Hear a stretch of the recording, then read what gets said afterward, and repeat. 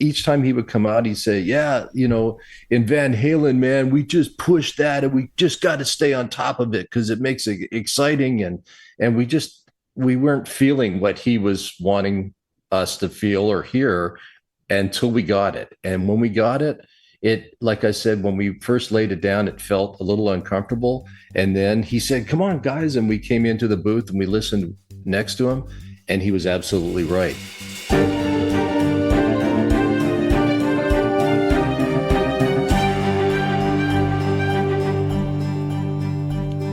Hello and welcome to the Musician Toolkit, episode number 78. My name is David Lane, and it is great to be with you once again. I hope all of you are doing well today, and if this is your first time listening to this podcast, just want to say welcome and thank you so much for giving this a try. And of course, if you've been here before and you're coming back for another episode, thank you so much for continuing to do that. Okay, I won't beat around the bush very long because for the first time in several episodes, we do have a guest today, and this is a very fun episode. Today, I'm going to be talking to Paul Barron. Paul was a guest on my other podcast, Life in the Pit, and the episode that I did with him, and I'm going to share that episode in the show notes because I think it's very worth checking out on its own. We talked a lot about one of his books. He's actually written 5 books, and we talk about his books in the interview, so I won't bring that up until we get to it. But we also talked about his immense amount of theater work and that he's still touring, still loves to do that. He is currently playing trumpet on the official Broadway national tour of Disney's Frozen. So if you live in a city where that's coming, you can go meet Paul or, at least hear him play. Not sure how easy it will be to meet him afterwards, but if you do get a chance, tell him that you heard his interview here on the Musician Toolkit.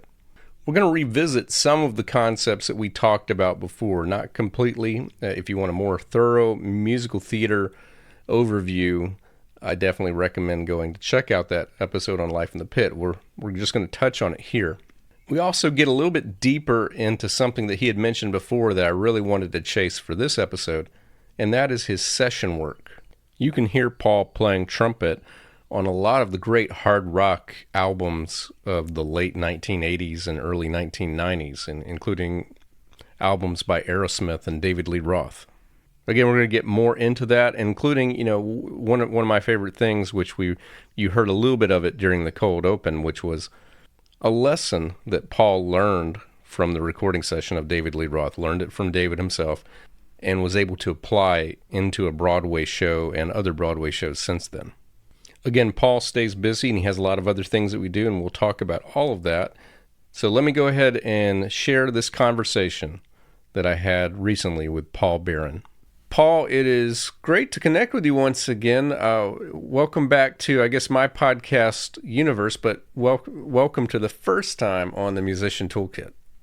Thanks, David. Yeah, it's been, about 3 years or something, I think, since we last did one of these, right? Yeah, I think it was, I was just looking, it was late 2021. So in full disclosure, you were a guest on Life in the Pit, and I was very well prepared for that interview because it was all about one of your books, and I read the book. And so every talking point came from the book. So that was really good. This time I did not reread the book. I re-listened to that interview just to kind of refresh my memory on what we talked about, and I wrote a few things down. But, I haven't really, kept up with you super much in the last 3 years because I think you kind of exist on Facebook, correct me if I'm wrong, but mainly for the purpose of a group called Trumpet Diagnostics. Correct, yes. It was all just a fun kind of thing during COVID. A buddy of mine, Bobby Medina, started this page called Tips for Trumpeters 50 Years and Beyond. And that sort of came out of his wife's idea. She's she's actually from Sweden, but she's a Swedish massage therapist and has a group similar for women, 50 years plus for fitness. So Bobby started that. I joined in, and that spawned the other thing. I'd always had this idea, Trumpet Diagnostics, in my head, and I love working with players with chop problems, to help diagnose. So that's where all that started, and now we're up to combined between those two pages, I think over 9,000 members. Yeah.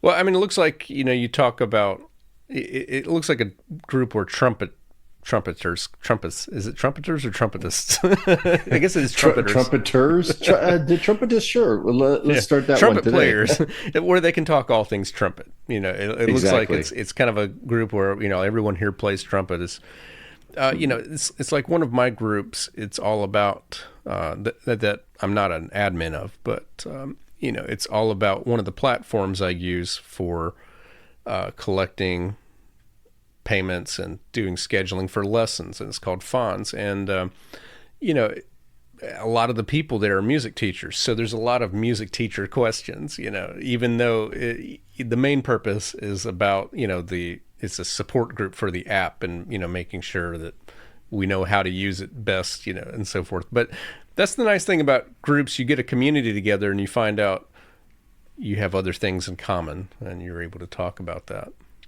Exactly. Maybe even somebody just to commiserate with, or somebody that's gone through the same issue and they found a workaround and can share that information. It's really been helpful. Yeah. Well, I'm going to share in the description for this podcast in the show notes. I'm going to share the link to the interview that we did in Life in the Pit, because listening to it again, I thought it was really good. It was fun. We had a lot of information, which is often the case when we're discussing a book and trying to hit just a few points out of what was really a big book. But just kind of in a nutshell, that was the first volume you did of the Broadway Trumpeter, which is what I would call an excerpt book. And for those who are, for those musicians who are new to that concept, an excerpt book is something you might get if you're doing an orchestral audition or something like that. It's like if you're playing French horn, you're playing trumpet. Let's just stick with trumpet for the moment, since that's your instrument. You might get that, and you might see things like from pieces by Richard Strauss or Wagner or Stravinsky or someone. There's every instrument has like their catalog of things that you should know. But you created one with a lot of commentary for the world of Broadway, because that's where you have made a bulk of your living. And I definitely want to, even though this is not Life in the Pit where we focus on that, I still want to talk about what you've been doing on musical theater. But since then, I think you came out with a volume 2, right? I did, yeah, and that was never intended. I thought at I don't know, 350 or 360 pages with the first volume, that would be plenty, but it was so well received, and I started getting these messages from players like, "Oh wow, this is great! It really helped me prepare for such and such a show, but now I'm doing this show, and that's not in this volume. Do you think you got a second volume coming out?" And I kept hearing this same thing over and over. So I started compiling a list of musicals that I would touch on in the second volume, and that's where that came out. So, since I haven't read that one, what are some of the musicals that you included? Like, what were some of the bigger ones that you included? To be honest, I'd have to have the book in front of me to tell you as well. But things like, I don't know, newer ones like Shrek, Yeah. things like that that may have not have made it in the first volume, or some very old classical ones like No No Nanette, things like that. I think made it into the second one as well. There were some some names that you like. It was upcoming, so we were just discussing it as if it was a future book at the time. But I remember you did say Annie Warbucks, which was a musical I've actually become familiar with since then. Was one like the sequel to Annie. And I asked you about Legally Blonde, and I don't know if that was one of the ones that you got around to, because that one's one that seems to challenge a lot of players. I think that is in the second one. Yeah, I don't want to lead anybody astray by saying it is, but Yeah. I do believe that is. And it might have made it in there because we talked about it, actually. Well, we'll definitely Now, put. it's interesting. I don't know if you don't mind. I'll just a quick little explanation why there was the commentary and everything in the first book, and then Yeah. subsequently the second. Just very briefly, that was my publisher's way to work around the publishing rights. So I couldn't just put out a book with all of this music. Like, for instance, West Side Story. I would have loved to have had 2 or 3 pages in a row to show the reader this is kind of relentless in this section. You got to have the horn on your face for 3 pages long, but I couldn't have everything in its entirety like that. So we had to do little snippets. And I was also advised that if we made it into more of an educational book, in that I put practice tips and little anecdotes, then it would be able to pass through the legal loopholes and stuff. And so that's what we did, and I think it worked out really well. I have more positive comments on the commentary and the preparatory notes from players than I do about the book itself, almost. Well, I think that was one of those, the necessity is the mother of invention. I think that actually, I would agree with that commentary about the commentary, and that is, yeah, I thought that really makes the book because, in there you not only give examples of what you want to practice in the musical, but you talk about. Something that I definitely want to come back to is the idea of, like, there's two broadly different types of players. You have your classical trumpet player and you have your commercial lead trumpet player. So I definitely want to come back to that.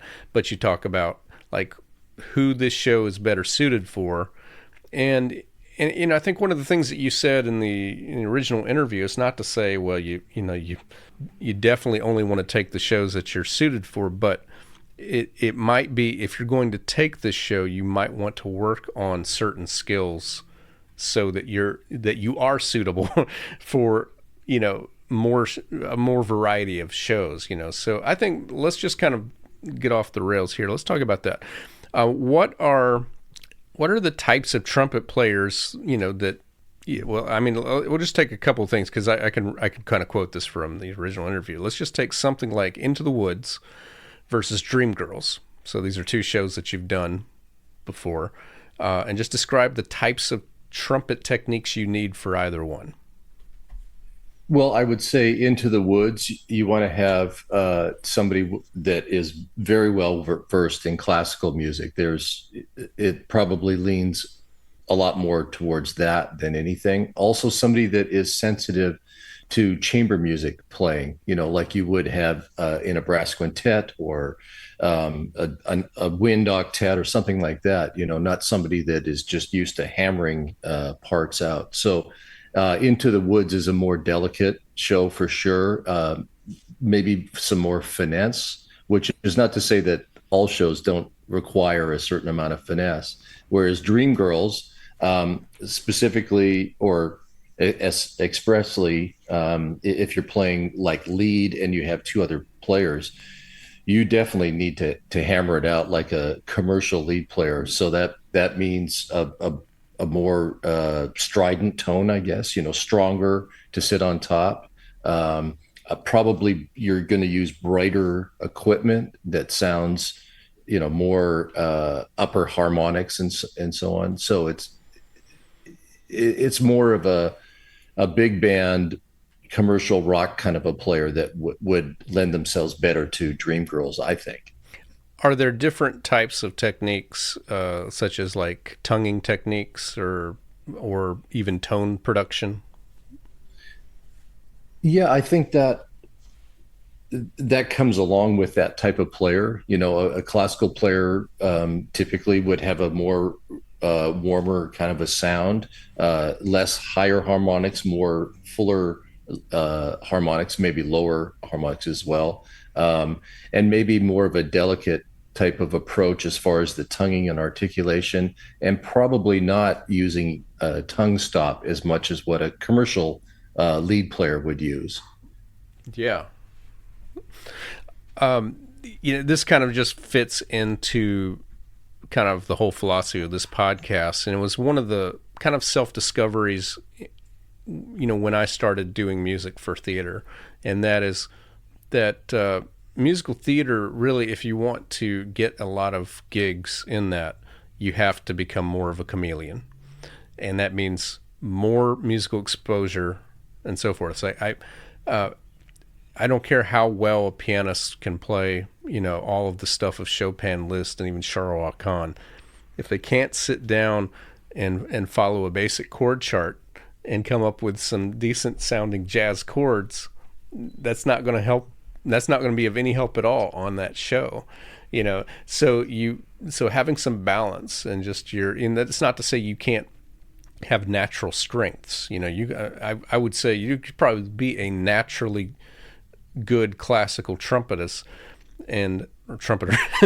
That's going to be a running joke for this episode, and develop what you're lacking, improve those weaknesses to be able to do a good job on a show like Dreamgirls. I completely agree. There are a lot of players out there, and this is not to say that everybody in the classical world thinks the same way, but there are those that are very uh, staunch, I guess, in their views, and they figure if they play great classical trumpet, in other words, they've got all the foundation down, they have a beautiful sound, they can do all the technical aspects. That means that they can play everything, and it's simply not true any more than a really accomplished, strong commercial lead player could sit down and play Brahms or Beethoven and make that sound legitimate, tonally and stylistically. So I think that we just have to open our ears, like you said, chameleon. I love that term. I use it all the time. Musical chameleon. We have to first open our ears and immerse ourselves in that type of music, and then try to emulate it and have it become a part of us and a part of our arsenal of styles, I guess you could say. I totally overlooked it, but yeah, you did say that. I wrote that. I wrote down a few quotes, little clips, from re-listening to our first interview. You did use the phrase musical chameleon. Yeah, there's a few other things I want to come back to a little bit later, but I think the next thing let's talk about, since it has been, about at least 2.5 years since we last talked. Walk us through, let's just say 2022 onward. What have you been doing other than Trumpet Diagnostics? What have you been doing performance wise? Performance wise, I've been on the same tour, Frozen, by Disney, or Disney's Frozen, I guess Yes. is how they say it on the poster. So we've been touring pretty much nonstop. Let me see, 2022. I can't remember when we started back after COVID, but it's been almost nonstop. We've had a couple layoff cities for a few weeks here and there, but pretty much nonstop. So I've been on the road all that time, and hardly home at all. Right. Any new books, or was the volume 2 of the Broadway Trumpeter the last one? Oh, I did come out with another book. Yes. I think this one is called something like Adventures in Trumpet Playing. I can't remember the whole title, but my publisher came up with a really fun front cover. I had an idea that it could be something like Raiders of the Lost Ark, and a trumpet player holding a map with the X marks the spot, and like, but it's upside down, and how to navigate the treacherous waters and the jungles of playing trumpet or something like that. That was the idea. Nice. So now the cover has got me looking like Indiana Jones with the shirt open down to my navel almost, and the big whip and a trumpet in one hand, and it's kind of funny. Is that a book Anyway, that's the come out idea already, or did that come out it, already? it Okay.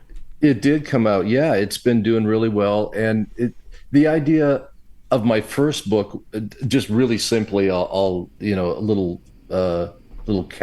caption, I guess, on that one, um, is it was meant for the reader to learn about themselves, a holistic way of learning how to play the trumpet and discovering what they needed to do. Because of the interest in that book, so many people were saying, yeah, but point me in the right direction. And if I feel this way, what should I do next? And I kept getting these questions. So that's where this last book came around is, okay, you feel a certain way, assess yourself at that point. Do I take the Y in the road to the right or to the left, or do I Mm-hmm. go straight ahead? And that's where that book came in. It's a lot of fun. People are gravitating to that one. It seems like more than the first one, even. Nice. I wish I had remembered that you mentioned that you were about to resume work on Frozen. We have really about the time we had our interview. Greensboro opened a new house for Broadway tours called the Tanger Center, and you were here almost a year ago, or at least the tour was That's here. right. So yeah, Yeah, I was. yeah, Beautiful venue. yeah. I did not go to see that show just because going to see Disney's Frozen, I don't have kids or anything, so it wasn't on my list. But I would have loved to have heard you play. So Well, I'll be back through with a new show, A Beautiful Noise, the music of Neil Diamond. okay, Yeah, hopefully we can yeah. meet up then. That would be fun. Now, I have heard you play before, and this was kind of, for me, a little bit of a bomb that you dropped in the first interview because it was solely meant to be about your book. And when we got to Dreamgirls, you talked about a lesson that you learned from playing with David Lee Roth, and I'll have you recount that in just a moment because I want to talk about your experiences as a session musician. So I did a little research, in the past few days, and realized that of course you are based in Vancouver, and there's a studio it used to be called Little Mountain Sound Studios, and apparently, and I was like, how'd you get all of these gigs? And I realized that's kind of your home studio, and it looks like producer there in the heyday was Bruce Fairbairn. Is that was his name? Yeah, Fairburn. Yeah. Yeah, and he also played trumpet, and I was just so you happen to mention Aerosmith's Get a Grip album, and it's hard to trust Wikipedia. They're not always good about like crediting everybody, but they do credit you as being trumpet for that. But I know for a fact that Aerosmith was basically you probably don't like hearing this, but it was the music of my high school. It was Get a Grip came out my senior year high school, so it was the soundtrack of that era, and of course I played French horn and marching band, so I noticed everything. I noticed the horn parts and all that, so it was pretty neat to hear you were the trumpet for that. You're not credited on the other Aerosmith albums that were recorded there, but I wonder if maybe that's an oversight. So that would be Permanent Vacation and Pump, songs like Ragdoll, Dude Looks Like a Lady, Lovin' in an Elevator. Did you play on those, or was it just Get a Grip? Um, I keep getting royalty checks from Pump. Although I don't recall playing that, it's weird.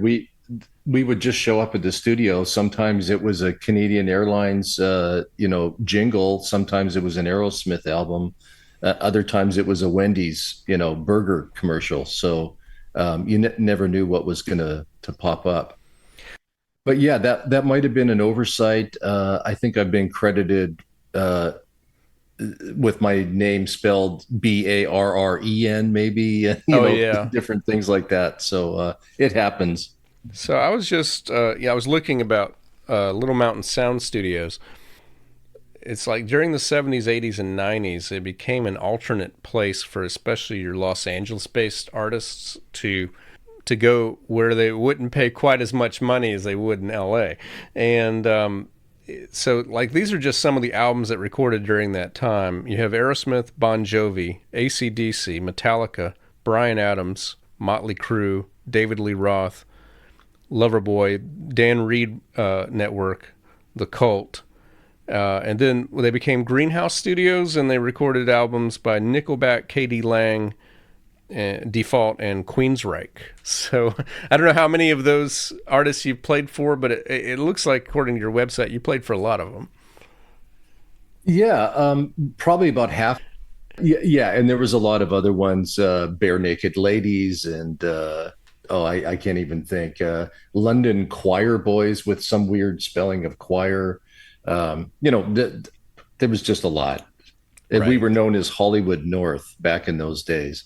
Yeah. So not only just album work, and you're right.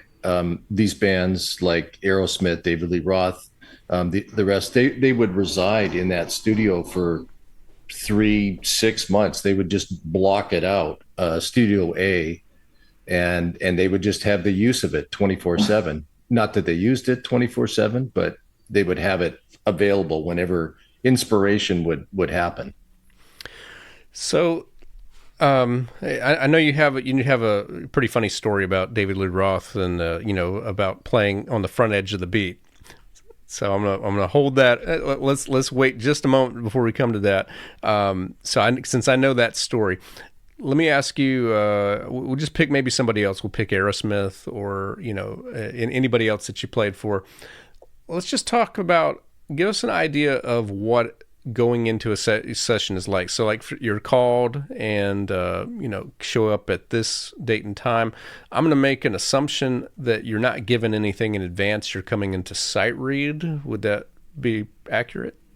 That's very accurate. Yeah. And oftentimes the parts were being written on the spot, or we were just coming up with an idea, and then somebody would play something and, hey guys, let's do this. Hmm. Okay. And we would just lay it down. So sometimes things weren't even written down at all.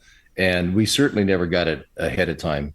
If it was actually fully written down, it was usually written like the day before or even on the spot. So a lot of those things came together quite quickly. That's very interesting because I had noticed that Bruce Fairburn is credited as the horn arranger or sometimes just the arranger for a lot of these albums and I was wondering, like, well, how much does that mean? Is that arranging of kind of like, here, let's try this, or was it fully charted? Is the thing, and it sounds like sometimes yes, sometimes no. Exactly. Yeah. And I think, in the same way that maybe a music composer might write an idea and then give it to their orchestrator or arranger, and it's the arrangement or the orchestration that really brings that song out. Sometimes it's just an idea. A horn player, maybe Bruce, says, "Hey, well, let's do this," and then the other players go, "Okay, well, I'll grab the seventh on this, and I'll grab the fifth here," and all of a sudden it's orchestrated on the spot. So, Nice. there's varying degrees of fully written out charts or partially or non-existent, depending on what the session is. And even if they are fully written out, oftentimes things will change anyway to better suit the music. Or if the artist is there and they have an inspiration, they might come out there with a guitar and say, "Hey, play this." Okay. And, all of a sudden there's a new part on there. This makes a good prequel for a solo episode I'm going to do in the future. It's talking about to me, there's a lot of tools that make up musicianship, but it's recently occurred to me lately that there are four core performance skills that everyone should have, and sight reading is one, playing by ear is another, transposing, and then improvisation. And it's like, and I definitely want to cover those in depth. But I feel like you just described all four on a typical session. So it's like you have the charts that you have not practiced in advance, and if they bothered to write it down, you have to read it at sight. So that's sight reading. And then you mentioned you have a pianist or you have someone go to a keyboard or guitar or whatever, and they play an idea, and you want to play it back. So that's playing by ear. And then you didn't mention transposing, but I guess there's always a chance of, hey, I think it would sound better if we took it up a step or down a step. So that's something. But then improvisation, that's the whole, let's try some ideas based on these chords and so forth. So do you, in that case, do you get anything like, do you get like a lyric sheet with chords written down, or is it completely by ear? I've had it. I've had it, all over the map. Times where they just say, "Hey, have you got an idea? We think there should be a horn something," maybe a solo, maybe a horn part, and so sometimes you're in there and you think, okay, well, yeah, maybe a harmon mute, just kind of noodling behind this singer. So I might get a lead sheet with where the vocal line is so that I can play in between. Other times it's you just they just start playing and you try and figure out something that might be complementary to the part that you're backing up. Yeah, So no. there is a certain amount of improvisation. I Full disclosure, I'm not the first person that you would call for a jazz type of session when it involves a lot of improvisation. Hmm. But if it's and I've done this a lot, where let's say a theme song, Urban Chef, I guess, was one that I can remember, a cooking show, and they just wanted some little jazzy little tidbits here and there. And so I did all of that. It was kind of a Miles Davis sort of harmon mute thing. So I guess that goes back to the musical chameleon Yeah. quote from way back. Yeah. Yeah. So let's. I'd like to have you recap, or just I'm sure the story kind of it's reshaped itself in your mind. But when you talked about Dream Girls, you talked about playing on the front edge of the beat, on the very front part of the beat, and just kind of understanding that, yeah, you have a meter, you have a tempo, you have rhythm, but it doesn't mean that that the notes have to go like right in the center, or on the same spot of every beat. Like different situations might require you to be a little bit flexible with that. And you told what I thought was a funny but very enlightening story that you learned from David Lee Roth when you were recording for him. So, if you don't mind, tell us that story again. Oh, sure. I can pretty much picture all of it in my head. Mid 80s, there was lots of neon clothing back in those days, the neon greens and pinks and whatever else, yellows and stuff. And so we show up at the session. It's at Little Mountain. I'm almost positive it was at Little Mountain.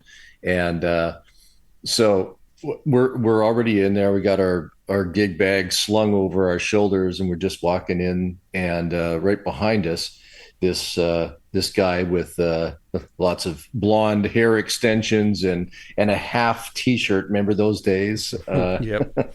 Not fondly in my case, but anyway. So a half T-shirt and this hairy belly underneath, and a beautiful, I don't know, 18-year-old girl on either arm, and it's David Lee Roth, and he walks in and he sees us with all of our cases over our shoulders, and this sounds cliche, but he actually spoke in that valley kind of talk, like, oh wow, you guys must be like the horn players, far out, we're gonna have fun. And so we go in and we start laying down all of these parts, and you know this horn section in various configurations, we worked hundreds of dates together, and we knew each other's playing really well, and it worked, it clicked. I guess that's why we kept getting called back together. And so we're laying this down, and it's feeling really good. And David Lee Roth keeps coming out to the booth, and hey guys, sounds good, but you got to push the tempo. You got to push it more. And we already felt like we were really kind of pushing it.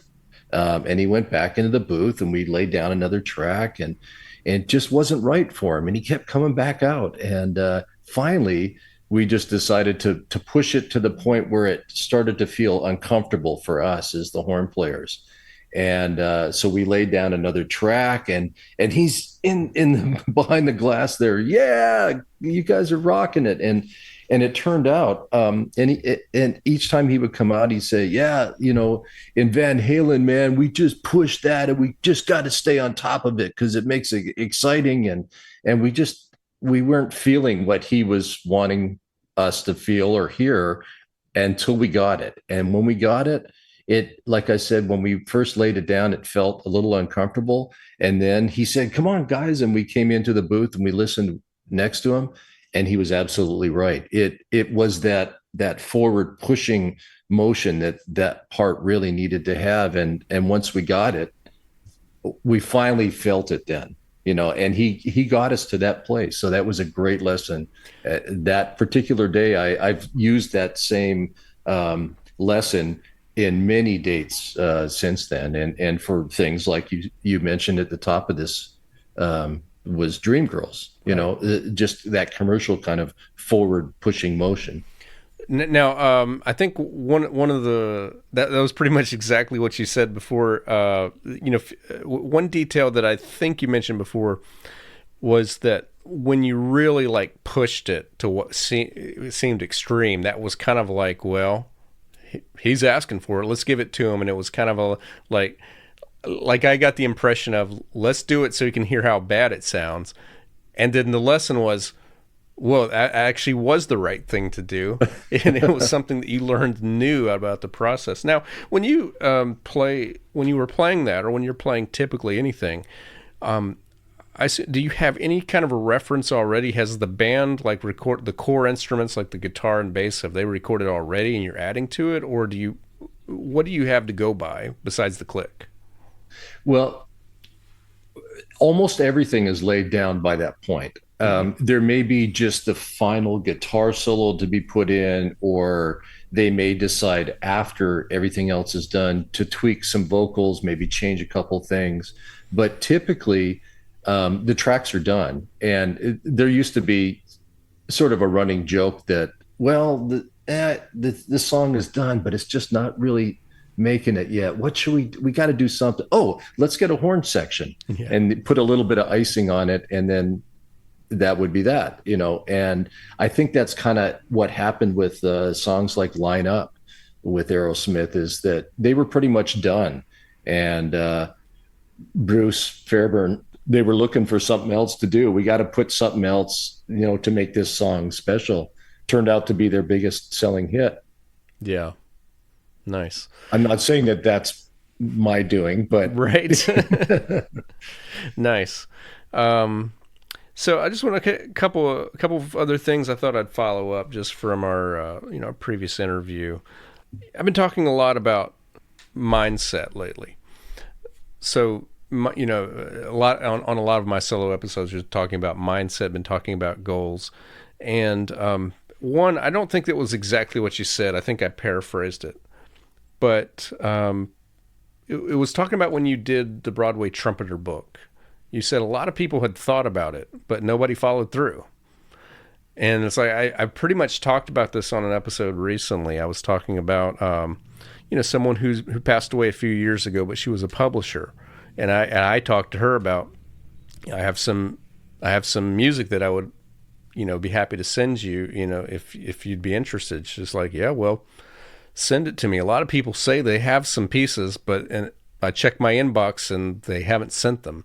And this is kind of a general thing. It's not, musicians do not have a monopoly on talk a lot and act little, but it does seem to be a thing that successful people don't just let ideas stay on paper, but they work on how to get that done. So, and just what if just elaborate on that, some general thoughts on like that, or other instances where other people have these ideas, but you see ways to act on them. Well, part of it, I guess, is the put up or shut up statement. For years I've been talking about it, and you're right. With colleagues, I'd sit in a pit, and somebody next to me said, "Oh yeah, I've photocopied pretty much every show I've ever played," and somebody else says, "Yeah, I wish there was a book out there where there were these excerpts." And everybody thought it was a great idea. Everybody thought that they should do it, and nobody did. And I finally thought, well, it's about time somebody did, and I'm just going to do it because if nothing else, it's going to be a great learning experience for me. I'm probably going to dig into a lot more of the shows than I've maybe played, which is the case. I haven't played every single show in my books, most of them. But it was also a way to dig more historically into the music itself, and hopefully improve my own playing, maybe stylistically, with those musicals. Yeah, I guess I didn't ask you this question in advance, but what what is something that you can look back on when you wrote this book? What's like the step that you'd say made it inevitable that you were going to complete it? I feel like there's an inevitable step in each goal. Like for this podcast, it was me paying for a subscription with a hosting site where I had an RSS feed, and then I guess if it wasn't that, it was when I announced the first episode comes out on June 27th. For the first podcast that I did. For this podcast, it was like as soon as I did a promo clip, and at the end said coming January 2nd, 2023. It's like, as soon as I did that. So like, what would you say is the inevitable step that meant, okay, I have to do this now? I wish it was something like a deadline, like what you just came up with. And I usually try and make myself impose deadlines. It's much easier to get something done than if okay, by next Tuesday, I want to do this. So I would have to do that with myself. I would say, all right, I'm going to sit down and I'm going to do these 10 musicals right now, and I'm going to write about all of these. And I would start with the list of the ones that I most enjoyed playing, and then the ones that gave me the most challenge, I guess, and I would just write these different lists, and I would say, okay, if I can just do this smaller list, and in increments, then I could slowly get the job done. The old saying, how do you eat an elephant?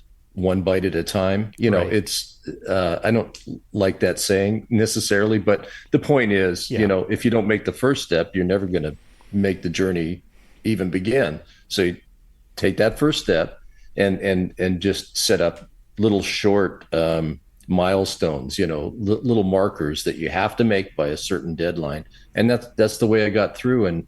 And before long, it was kind of a self-perpetuating thing. I had to stop at 350 pages because it was getting too big at that point. Right.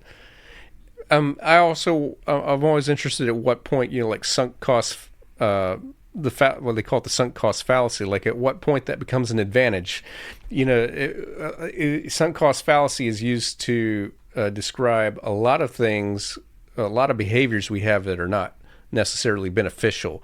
It's like, it's primarily used for investments, I think. Like people hang on to investments because they've had them for so long, even though there's evidence it's not doing well. You need to get rid of it. And but we also do that with basically things that we're doing. It's like we hang on to jobs too long, or there's all kinds of situations where we stay in too long because we think we've put in the time, and and it would just be wrong to quit. Well, I mean, I can say for a fact, because I've abandoned a whole lot of books. So I have not done as well as you have in following through from as far as writing books go. And I can say that, the one book I did write and I never got published, I think I was probably 8 or 9 chapters into it before I said, well, it'd be silly not to continue. But I've done 2 or 3 chapters on a couple of other book ideas that I had no trouble walking away from. So I think it's reached that point to where there's a tipping point. It's like, well, I put all this work in. It would be silly to let it go to waste. I might as well finish. Yeah, and I think sometimes it depends on how close it is, to the heart. Like, is it something that you just have to do, whether it be 1 or 2 chapters and that's it, or 350 pages? Doesn't matter. It's just how much desire is there to do this. And I think the tipping point can come sooner or later, depending on how arduous maybe that task is. Like, if you just have to write on a certain subject and you're not as passionate about it, it may take a lot longer for that tipping point to happen. Whereas if you're like, oh, I'm so excited about this new idea, I just got to do this. You know, then I think that comes to fruition much easier. Another thing that we talked about that had to do with mindset, it was something that you brought up. We were talking about how sometimes what goes on the Broadway tour has been reorchestrated from what was on Broadway because there's fewer instruments going on tour than there were in the original Broadway pit. And I think you were talking about Newsies. You were talking about there's a trumpet part that goes really low and then has to pop up with like a da da da or something like that. It's really high. And you were talking about that as just like something that's really difficult. But what you said in our previous interview that really caught my attention this time was that you've been around a lot of players that are like, well, that's just ridiculous. I'm not doing that. And your thought was the person who's writing my paycheck expects that I'll be able to do that. So I need to do that. I need to figure out how to do that. And you said, besides being able to play that, when I overcome this challenge, it'll be one more tool that I have in my toolkit that I can use for future reference. So just if you want to say any more about that, it's just that attitude of it might be hard, but I'm expected to do it. So I'm going to learn how to do it. Yeah, I'm not sure what else I can add to that, but really, I do enjoy the challenge. At some point, I guess, we were just talking about tipping point. I guess at some point there is a part that you can want to play it well, you can try to play it, but there are certain things that are just going to be impossible to play, I guess, for me anyway. But at least the attempt should be there. If they've written it and it seems like it's reasonable, it may be out of my comfort zone for sure. But if I can get out of my comfort zone and, like you just said, and I can nail it, it becomes part of my usable vocabulary, then I've just gained something by figuring that out, rather than saying, "Oh, that's stupid. That shouldn't be written for trumpet." Right. And I have been next to people that say exactly that, and where I may agree, "Oh, yeah, that's kind of silly to write for trumpet. That's really difficult." It's still a challenge, so why not at least attempt it? There's so many things we could talk about. One thing that just because I think it'd be a little bit long to review it, but whether they read your book or whether they listen to the interview from Life in the Pit, you talked a lot about like specific types of warm ups, that you can do, and I think that was that was kind of like the main focus of your first book, I believe that you did, was just talking about that. So just like different ways of warming up. But I think maybe one other thing I'd like to cover, this was something that you said was a general practice suggestion. And I don't think I wrote down, or did I? Let's see. I did not write down how you expressed it. So I'm going to be doing a lot of paraphrasing here. But it was the idea of when you're practicing and you're finding aspects that are not covered by your current show. So like if you're doing Frozen, for example, I'm sure there's some characteristics of types of playing that you're doing every night. So consequently, you might warm up for that, but you're not really practicing that type of music because you're getting that practice in every night. But there are aspects of playing that you want to keep up that you called it stupid chops. That's what you called it. So stupid chops is that you get really good at this one thing, but you're losing it on something else because you're not exercising that. So like, let's just take Frozen, for example. What is it leaving out of what you want to maintain as an overall performer that you're working on in between gigs? That's a great question. So on Frozen, this tour, I play second trumpet. And so although the second trumpet does go up to, I think there's a high C sharp, there might be a D, and it does sit up with this first trumpet A fair amount. There's also a bunch of low stuff, and so I'm not really exercising the upper register as much as I would if I were playing lead or definitely on other shows. So that's something that I have to make sure that I keep exercising the upper register as much as I can. Um, it really covers a fair amount of stuff, but not really the louder, like the heavier lifting kind of playing. So I have to balance that. But really, this show has it kind of runs the gamut. So it's got a fair amount of stuff. Whereas like when I was playing, oh, I don't know, Oklahoma or something like that. It was a lot of low stuff for me and not much upper register at all. And so I really had to overbalance, practicing a lot more upper register stuff to keep my lead chops and that part of my playing going, because I was going directly from that show, ending on a Sunday, to another show where I was going to hammer out a bunch of really high lead stuff. So, just in general, for anybody listening, I would say, look at your book, and it's pretty easy in most cases to figure out, okay, you've got a lot of this type of playing.